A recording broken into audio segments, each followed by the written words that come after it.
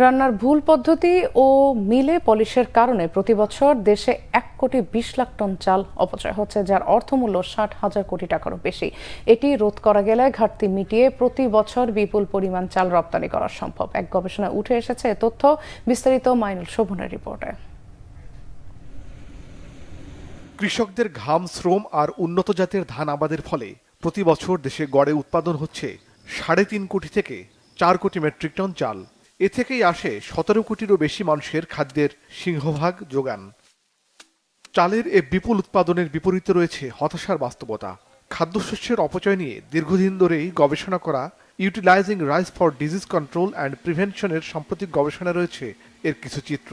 এতে দেখা যায় দেশের অটো রাইস মিলগুলো বিভিন্ন জাতের চালকে ঝকঝকে ও চিকন করতে গিয়ে 15 থেকে 20% চাল ফেলে দেয়।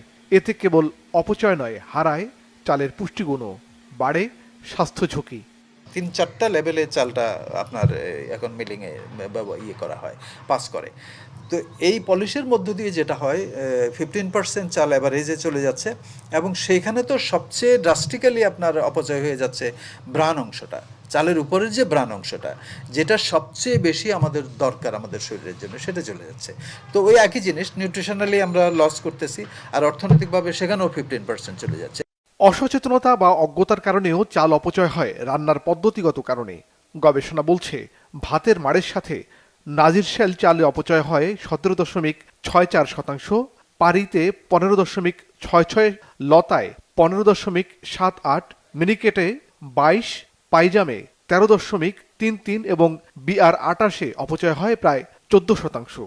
যুক্তিহীন, অযৌক্তিক একটা অবৈজ্ঞানিক পন্থায় ভাতের মাড়ে বেশি পানি দিয়ে এটা ফেলে দেওয়া, এখানে চাল অপচয় হচ্ছে। আমরা ইনভেস্টিগেশনে দেখেছি 15% চাল অপচয় হয়। এই 3,90,00,000 মেট্রিক টন চালের 15% যদি আমরা ধরি, তাহলে এটা প্রায় 60 লাখ মেট্রিক টন চাল। ঢাকা বিশ্ববিদ্যালয়ের ক্লিনিক্যাল ফার্মেসি ও ফার্মাকোলজি বিভাগের ইমেরিটাস অধ্যাপক ও সাবেক উপাচার্য অধ্যাপক ডক্টর AK আজাদ চৌধুরী জানান, চাল পলিশ ও ভাতের মাড়ের সাথে প্রয়োজনীয় পুষ্টির বেশিরভাগই ফেলে দেওয়া হয় কেবল না জানা ও অসচেতনতার কারণে। তার মতে কেবল 18টি পুষ্টিগুণ চলে যাচ্ছে প্রচলিত ভাত রান্নার পদ্ধতিতে।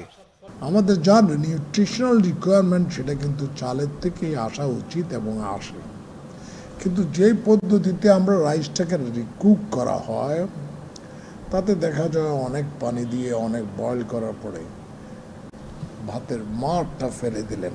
তো ফেলে দিলে আপনার সেখানে all vitamin, water soluble vitamin বেশি না, সেগুলো চলে যায়, প্রোটিনেরও চলে যায়, কার্বোহাইড্রেটের অনেক যায়, 15-20%, 30%-এর মতো ওয়েস্টেজ হচ্ছে। এই মিলিং যে করা হচ্ছে এটাও তো দিস ইজ নট রাইট, এটা করার অধিকার তাদের নাই। শুধু বাজার ধরার জন্যে মানুষকে বিভ্রান্ত করা হয় যে সরু চাল, পলিশ চাল। গেল 27 মার্চ জাতিসংঘের পরিবেশ সংস্থা বিশ্বে খাদ্য অপচয়ের একটি প্রতিবেদন প্রকাশ করে। তাতে দেখা যায় খাদ্য অপচয় বেশি হয় বাংলাদেশে। বিশ্বের বিভিন্ন দেশে গৃহস্থালিতে প্রতি বছর গড়ে 79 কেজি খাবার অপচয় হয়, সেখানে বাংলাদেশে প্রতি পরিবারে গড় অপচয়ের পরিমাণ 82 কেজি। মাইনুল শোভন, বাংলা ভিশন, ঢাকা।